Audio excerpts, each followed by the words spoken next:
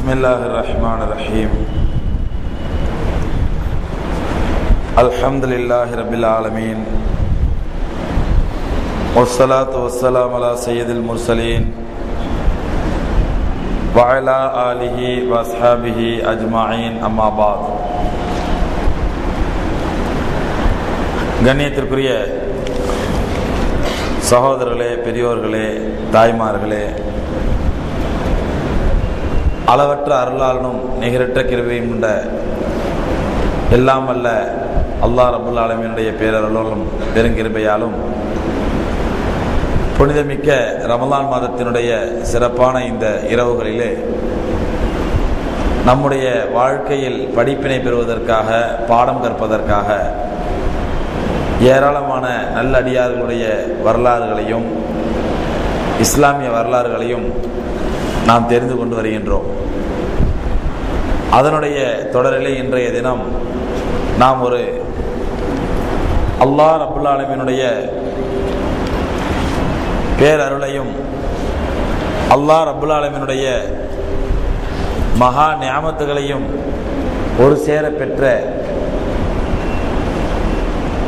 எம்பெருமானார் ஸல்லல்லாஹு அலைஹி வஸல்லம் அவர்களுக்கு பிறகு, சஹாபாக்களுக்கு பிறகு இஸ்லாமிய உலகிலே பெயர் சொல்லப்படக்கூடிய ஒரு தலை சிறந்த அறிஞரான அவர்களை பொறுத்தவரையிலே உன்னதமான வாழ்க்கை வாழ்ந்தார்கள், உயர்வான நிலையை மேற்கொண்டார்கள். ஒரு சிறந்த அறிஞராக, ஒரு அற்புதமான இறை நேசராக வாழ்ந்து சென்றார்கள். ஆனால் அவர்களுக்கு பிறகு எந்த ஷிர்கையும் பித்அத்துகளையும் ஒழித்து அல்லாஹ்வுடைய தௌஹீத் என்று சொல்லக்கூடிய ஏகத்துவத்தையும், அல்லாஹ் மீது நம்பிக்கை வைக்கக்கூடிய தவக்குலையும் போதிப்பதற்காக தங்களுடைய வாழ்க்கையை அர்ப்பணித்தார்களோ அவர்களுடைய பெயராலேயே பின்னால் அல்லாஹ்வுக்கு இணை வைக்கக்கூடிய அருவருக்கத்தக்க காரியங்களும், அவர்களுடைய பெயராலேயே பெருமானார் ஸல்லல்லாஹு அலைஹி வஸல்லம் போதனைகளுக்கு எதிரான பித்அத்துகளும் அரங்கேறிய ஒரு வேதனையான வரலாற்றுக்கு உரிய ஹதரத் முஹியுத்தீன் அப்துல் காதர் ஜீலானி ரஹ்மத்துல்லாஹி அலைஹி அவர்களுடைய உண்மையான வரலாற்றை இன்றைய தினம் நாம் பார்க்க இருக்கின்றோம்.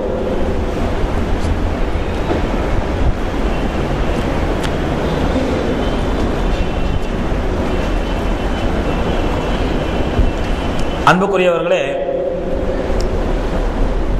ஜீலான் என்பது அவர்கள் பிறந்த ஊர். ஜீலான் என்றும் சொல்வார்கள், கீலான் என்றும் சொல்வார்கள். அந்த பிறந்த ஊரோடு இணைக்கப்பட்டு தான் அவர்கள் ஜீலானி என்று அழைக்கப்படுகின்றார்கள். சில சமயங்களில் கீலானி என்றும் அழைக்கப்படுவார்கள். இந்த ஜீலான் என்ற இந்த பகுதி இருக்கின்றதே, இது எங்கே இருக்கிறது என்று பார்த்தால் ஈரானுடைய வடமேற்கு பகுதியிலே, ரஷ்யாவினுடைய எல்லைக்கு அருகிலே, ரஷ்யாவுக்கும் ஈரானுக்கும் நடுவிலே ஈரானுடைய வடமேற்கு பகுதியிலே அமைந்திருக்கக்கூடிய ஊர் தான் ஜீலான் என்று சொல்லக்கூடிய ஊர். அந்த ஊரிலே பிறந்த முஹியுத்தீன் அப்துல் காதர் ஜீலானி ரஹ்மத்துல்லாஹி அலைஹி அவர்கள் சிறு வயதிலே அல்லாஹ் ரப்புல் ஆலமீன் அவர்கள் கொடுத்த இயற்கையான ஆர்வத்தின்படியும் ஆசையின்படியும் கல்வி கற்பதிலும் கல்வி ஞானத்தை பெறுவதிலும் அளவற்ற ஆர்வம் உள்ளவர்களாகவும் அளவற்ற அக்கறை உள்ளவர்களாகவும் இருந்தார்கள். சிறு வயதிலேயே பெற்றோருடைய, குறிப்பாக தன்னுடைய தாயினுடைய ஆர்வத்தினாலும் தாயினுடைய முயற்சினாலும் பல்வேறு கலைகளை, பல்வேறு ஞானங்களை பெற்றிருந்த முஹியுத்தீன் அப்துல் காதிர் அவர்கள், இவருடைய ஒரிஜினல் பேர் அப்துல் காதிர் தான். இவருடைய உண்மையான பெயர் அப்துல் காதிர். ஜீலானி என்பது அவருடைய பிறந்த ஊரோடு இணைத்து, முஹியுத்தீன் என்பது இவருடைய பட்டப்பெயர். முஹியுத்தீன் என்றால் அல்லாஹ்வுடைய மார்க்கத்தை உயிர்ப்பிப்பவர் என்று பொருள். முஹியுத்தீன் என்பது இவருடைய பட்டப்பெயர், அப்துல் காதிர் என்பது இவருடைய இயற்பெயர், ஜீலானி என்பது இவருடைய பிறந்த ஊர்.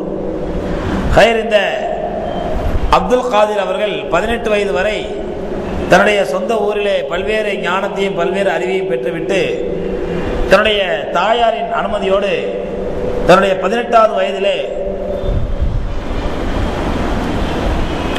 அப்பொழுது இஸ்லாமிய கல்விக்கு கேந்திரமாக விளங்கிய ஈராக் பகுதியினுடைய முக்கியமான நகரமான பகதாதிற்கு முஹித்தீன் அப்துல் காதர் ஜீலானி ரஹ்மத்துல்லாஹி அலைஹி அவர்கள் பயணம் செய்து வருகின்றார்கள்.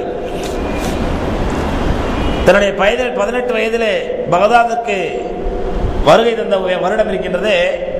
அந்த வருடம்தான், அதாவது அவர்கள் ஹிஜ்ரி 470 பிறக்கின்றார்கள். 488 அவர்கள் பகதாதுக்கு வருகை தருகின்றார்கள். இந்த 488வது வருடம் இருக்கின்றது. அந்த வருடம்தான் பகதாதினுடைய மிகச்சிறந்த ஆலிமாகவும் ஒரு தலை சிறந்த அறிஞராகவும் திகழ்ந்து வந்த இமாம் கஸ்ஸாலி ரஹ்மத்துல்லாஹி அலைஹி அவர்கள் பகதாதை விட்டு வெளியேறி மற்ற நாடுகளுக்கு கல்வியை கற்பதற்காகவும் பிரச்சாரம் செய்வதற்காகவும் மற்ற நாடுகளை நோக்கி புறப்படுகின்றார்கள். பகதாதை விட்டு வெளியேறுகின்றார்கள் இமாம் கஸ்ஸாலி ரஹ்மத்துல்லாஹி அலைஹி. அந்த வருடம் முஹித்தீன் அப்துல் காதர் ரஹ்மத்துல்லாஹி அலைஹி அவர்கள் பகதாதிற்குள் பிரவேசிக்கின்றார்கள். அப்பொழுது முஹித்தீன் அப்துல் காதர் அவர்களுக்கு வெறும் 18 வயது.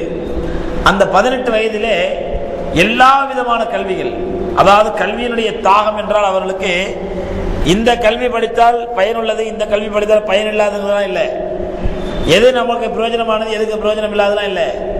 எந்த ஒரு கல்வியாக இருந்தாலும் சரி, அதனை அந்த கல்வியிலேயே தலை சிறந்த மாஹிர் திறமைசாலி யார், அதுல ஸ்பெஷலிஸ்ட் யார் அப்படின்னு பார்த்து அவரிடத்தில் போய் அந்த கல்வியை கற்கக்கூடிய ஒரு ஆர்வமுள்ளவராக இருந்தார்கள். எந்த அளவுக்கு என்றால் பின்னால் அவர்களுடைய வரலாறை பற்றி சொல்லும்போது குறிப்பிடுகின்றார்கள், அவர்களுடைய கல்வி தாகமும் கல்வி பசியும் அவர்களுக்கு இறுதி வரை அடங்கவே இல்லை. அந்த அளவுக்கு கல்வியின் மீது அபாரமான ஆர்வமும் பசியும் கொண்டிருந்தார்கள் முஹித்தீன் அப்துல் காதர் ஜீலானி ரஹ்மத்துல்லாஹி அலைஹி அவர்கள். இந்த சூழ்நிலையிலே பகதாதிலே அவர்கள் வந்து பல்வேறு விதமான கல்விகளையும் ஞானங்களையும் பெற்றுக்கொண்டு ஒரு தலை சிறந்த ஆலிமாக பகதாதிலே அவர்கள் உருவெடுக்கின்றார்கள். அந்த நேரத்திலே தனக்கு ஓதி கொடுத்த தன்னுடைய உஸ்தாதான ஷேக் மஹ்ஸமி ரஹ்மத்துல்லாஹி அலைஹி என்ற ஒரு அறிஞர் அவர்கள் தோற்றுவித்த ஒரு மதரசாவிலேயே ஹதரத் முஹித்தீன் அப்துல் காதர் ஜீலானி ரஹ்மத்துல்லாஹி அலைஹி போய் கல்வி கற்கக்கூடிய உஸ்தாதாக ப்ரொஃபஸராக அவர்கள் போய் சேர்கின்றார்கள். கல்வி கற்கக்கூடிய பணியிலே அவர்கள் ஈடுபட்டிருந்தாலும் கூட அவருடைய பிரச்சாரம் என்பது, பொதுமக்களுக்கான பிரச்சாரம் என்பது அந்த பகதாது பகுதியிலே நாளுக்கு நாள் அது மக்களிடையே பலத்த வரவேற்பை பெற ஆரம்பித்தது. அவர்களுக்கு இருந்த கல்வி ஞானம், அதற்கேற்றால் போல் இருந்த அவர்களுடைய நாவன்மை, அந்த பேசும் திறன், அல்லாஹ் ரப்பல் ஆலமீன் அந்த பகதாது நகரிலே அவர்களுக்கு நாளுக்கு நாள் மதிப்பையும் மரியாதையும் கூட்டிக் கொண்டு அவருடைய புகழ் மக்களுக்கு மத்தியிலே பரவ ஆரம்பித்து மக்கள் நாள்தோறும் அவருடைய பேச்சை கேட்பதற்கும் அவருடைய கல்வியிலிருந்து பயன்பெறுவதற்கும் ஆயிரக்கணக்கிலே மக்கள் குழும ஆரம்பித்தார்கள். இதனால் அவர்கள் பணிபுரிந்து வந்த அந்த மஹ்ஸமி ரஹ்மத்துல்லாஹி அலைஹியுடைய மதரசா என்ன நிலைக்கு ஆளானது என்றால், அதி விரைவிலே ஒரு சில சொற்ப வருடங்களிலேயே அந்த மதரசாவை பல்வேறு விதத்திலே விரிவுபடுத்த வேண்டிய நிலைமைக்கு ஆளாயிடுச்சு. அதாவது இருக்கக்கூடிய மாணவர்களுடைய எண்ணிக்கையும் நாளுக்கு நாள் அதிகமாகிட்டே இருந்துச்சு. அவர்களுடைய உபதேசம் கேட்கக்கூடிய உபதேசத்தை கேட்பதற்காக வரக்கூடிய மக்களுடைய எண்ணிக்கையும் பல்வேறு விதத்தில் பெருகிட்டு வந்ததுனால அந்த மதரசா நிர்வாகிகள் அவருடைய மதரசாவை விஸ்தீர்ணப்படுத்தணும், விசாலப்படுத்த வேண்டிய ஒரு நிர்பந்தமான சூழ்நிலை அவர்களுக்கு ஏற்பட்டது. இவ்வளவு திறமை வாய்ந்த ஹஜ்ரத் முஹித்தீன் அப்துல் காதர் ஜீலானி ரஹ்மத்துல்லாஹி அலைஹி அவர்கள் அவர்களுடைய அந்த பயானையும் அந்த பிரசங்கத்தையும் கேட்பதற்கு பெரும் பெரும் பாதுஷாக்கள், பெரும் பெரும் மன்னர்கள், அதாவது பெரிய ஹலீஃபாவுடைய குடும்பத்தை சார்ந்தவர்கள் எல்லாம் முஹித்தீன் அப்துல் காதர் ஜீலானி ரஹ்மத்துல்லாஹி அலைஹி அவர்களை தேடி வர ஆரம்பிக்கிறார்கள். இப்படி ஒரு பெரிய அறிஞர் பகதாதில் இருக்கிறாரு, அவருடைய பேச்சை நம்ம கேட்டோம்னா நம்முடைய வாழ்க்கை ரொம்ப பிரயோஜனமா இருக்கும், நம்முடைய ஈமானுக்கு மெருகேறும் என்றெல்லாம் கேள்விப்பட்டு அவர்களுடைய பயான்களை கேட்பதற்கு நாளுக்கு நாள் மக்களுடைய எண்ணிக்கை அதிகமாக வந்துட்டே இருக்குது. இந்த சூழ்நிலையிலே முஹித்தீன் அப்துல் காதர் ஜீலானி ரஹ்மத்துல்லாஹி இயற்கை குணம் என்ன அப்படின்னு சொன்னா, ரொம்ப சாஃப்ட் கேரக்டர், அதாவது ரொம்ப எளிமையா இருப்பாங்க. உருதுல சொல்லுவாங்க சாதகி, ரொம்ப எளிமை. எந்த அளவுக்கு எளிமை என்றால் ஒரு தலை சிறந்த ஆலிமாக இருந்தாலும் கூட ஒரு சிறு பையன் நின்று கேள்வி கேட்டால் கூட அந்த பையனுக்கும் நின்று அவருடைய முகத்திற்கு முகமாக பார்த்து நிதானமாக பதில் சொல்லிவிட்டு தான் புறப்படுவார்கள். அதே மாதிரி அவங்க போயிட்டு சின்ன சின்ன பெண் சிறுமி கேள்வி கேட்டாலும் கூட நின்று என்ன கேள்வி என்று பார்த்து அந்த கேள்விக்கு பதில் சொல்லிவிட்டு தான் மொய்தீன் அப்துல் காதர் ஜீலானி ரஹ்மத்துல்லாஹி அலைஹி அந்த இடத்தை விட்டு புறப்படுவார்கள். அதை பற்றி அவர்கள் ஒரு முறை குறிப்பிடும்போது சொல்கின்றார்கள், பெருமானார் ஸல்லல்லாஹு அலைஹி வஸல்லம் அவர்கள் மதீனாவிலே எவ்வளவு ஒரு பிஸியான ஆள், ரசூலுல்லாஹி ஸல்லல்லாஹு அலைஹி வஸல்லம் எவ்வளவு சீரியஸா ஒரு நிமிடத்தை கூட வீணாக்காமல் அவ்வளவு பிஸியா இருந்தாங்க நபி ஸல்லல்லாஹு அலைஹி வஸல்லம். அவங்களுக்கு வாழ்க்கையில் அல்லாஹ் இவ்வளவு பணிகள் செய்வதற்கு எங்கிருந்து அல்லாஹ் பரக்கத்து கொடுத்தானோ என்று நாமெல்லாம் ஆச்சரியப்படக்கூடிய அளவுக்கு அல்லாஹ் ரப்பல் ஆலமீன் ரசூலுல்லாஹி ஸல்லல்லாஹு அலைஹி வஸல்லம் அவ்வளவு சிறப்பை கொடுத்திருந்தான். ஆனால் அந்த நபி ஸல்லல்லாஹு அலைஹி வஸல்லம் வாழ்க்கையில் நடந்த ஒரு அற்புதமான சம்பவத்தை மொய்தீன் அப்துல் காதர் ஜீலானி ரஹ்மத்துல்லாஹி அலைஹி தன்னுடைய பயான்ல ஒரு முறை குறிப்பிடுறாங்க. என்ன சொல்றாங்க அப்படின்னு சொன்னா, ரசூலுல்லாஹி ஸல்லல்லாஹு அலைஹி வஸல்லம் மதீனாவுல ஏதாவது வேலையா ஸ்பீடா போயிட்டு இருப்பாங்க, ஏதாவது முக்கியமான வேலை அர்ஜென்ட்டா போயிட்டு இருப்பாங்க. அந்த நேரத்தில் மதீனாவிலே ஒரு சிறுமி ஒருத்தி இருந்தால், ஒரு சின்ன பெண். ஆனால் அந்த பெண் மனநிலை பாதிக்கப்பட்ட பெண்ணா இருந்தால். அந்த பெண் மூளை முடக்குவாதம் என்று சொல்வார்கள். அந்த மூளை முடக்குவாதத்தினால் மனநிலை பாதிக்கப்பட்ட பெண்ணாக இருந்தால் யாருமே அந்த பெண் கிட்ட யாரும் போக மாட்டாங்க. அந்த பெண் கூப்பிட்டா யாரும் பைத்தியக்கார பொண்ணு அது பாட்டு பேசிட்டு இருக்கோம் அப்படின்னு சொல்லிட்டு போயிடுவாங்க. ஆனால் பெருமானார் ஸல்லல்லாஹு அலைஹி வஸல்லம் அவர்கள் எவ்வளவு வேகமாக எவ்வளவு பிஸியாக ஒரு வேலைக்கு சென்று கொண்டிருந்தாலும் சரி, அந்த பெண் பெருமானார் ஸல்லல்லாஹு அலைஹி வஸல்லம் பார்த்த உடனே அப்படியே குஷி ஆயிடுமா.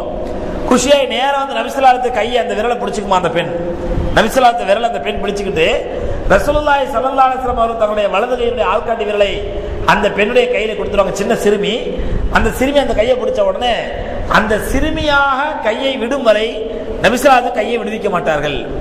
எவ்வளவு பிஸியான வேலையா போயிட்டு இருந்தாலும் சரி, அந்த சிறுமி அந்த கையை பிடிச்சிட்டான்னு சொன்னா நபி ஸல்லல்லாஹு அலைஹி வஸல்லம் அந்த சிறுமி விடும் வரை கையை விடுவிக்க மாட்டார்கள். அது மட்டுமல்ல, அந்த சிறுமி என்ன பண்ணுன்னு சொன்னா, அது எந்த பக்கம்லாம் இழுக்குதோ அந்த பக்கம் நபி ஸல்லல்லாஹு அலைஹி வஸல்லம் போவாங்க. அந்த சிறுமி ரசூலா கையை பிடிச்சுக்கிட்டு எந்த பக்கம் இழுத்துக்கிட்டு போகுமோ அந்த பக்கம் ரசூலுல்லாஹி ஸல்லல்லாஹு அலைஹி வஸல்லம் போவாங்க.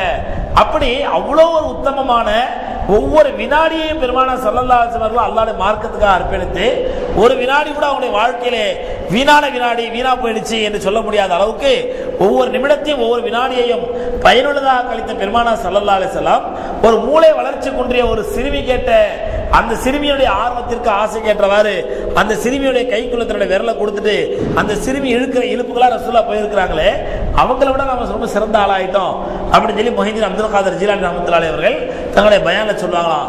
அதனால ரொம்ப எளிமை, ரொம்ப சாஃப்ட் கேரக்டர், அதே நேரத்தில் ரொம்ப ஏழைகளோடு அதிகமாக பழகுவார்கள். மொஹிதீன் அப்துல் காதர் ஜீலானி ரஹ்மத்துல்லாஹி அலைஹி ஏழைகளோடு அதிகமாக பழகுவார்கள். அதுக்கு என்ன காரணம் சொல்லுவாங்களா அப்படின்னு சொன்னா, பெருமானார் ஸல்லல்லாஹு அலைஹி வஸல்லம் சொல்றாங்க, நான் ஏழையா பிறந்து ஏழைகளோடு பழகுவதைத்தான் விரும்புகின்றேன். நான் ஏழையா பிறந்து ஏழைகளோடு வாழ்ந்து ஏழைகளோடு பழகுவதைத்தான் நான் விரும்புகிறேன் ரசூலுல்லாஹ் சொல்லியிருக்கிறாங்க அப்படின்னு சொல்லி மொஹிதீன் அப்துல் காதர் ஜீலானி ரஹ்மத்துல்லாஹி அலைஹி இவங்களும் ஏழைகளோடு ரொம்ப பழகுவாங்க, ரொம்ப முகப்பத்தா இருப்பாங்க. ஏழைகளோட உட்கார்ந்து பேசிட்டு இருக்கும் பொழுது ஏதாவது ஒரு பணக்காரர் மாதிரியோ அல்லது கொஞ்சம் ஆடம்பரம் மாதிரியோ அல்லது கொஞ்சம் பந்தா மாதிரியோ யாராவது தெரிஞ்சாங்கன்னா உடனே முகம் சுழிச்சுட்டு அந்த இடத்தோடு காலி ஆயிடுவாங்க.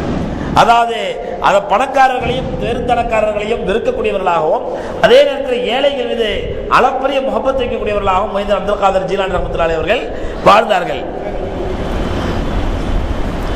இந்த நிலையில் அவங்களுடைய குணாதிசயம் என்ன அப்படின்னு சொன்னா, அவங்க எல்லாரோடையும் பழகக்கூடிய பழகுமுறை, அதான் அவங்களுடைய மாணவர்கள், அவங்களுடைய கூட பழகினவங்க, அவங்களுடைய ஊர்க்காரங்க, அவங்களுடைய நண்பர்கள், உறவினர்கள் எல்லாரும்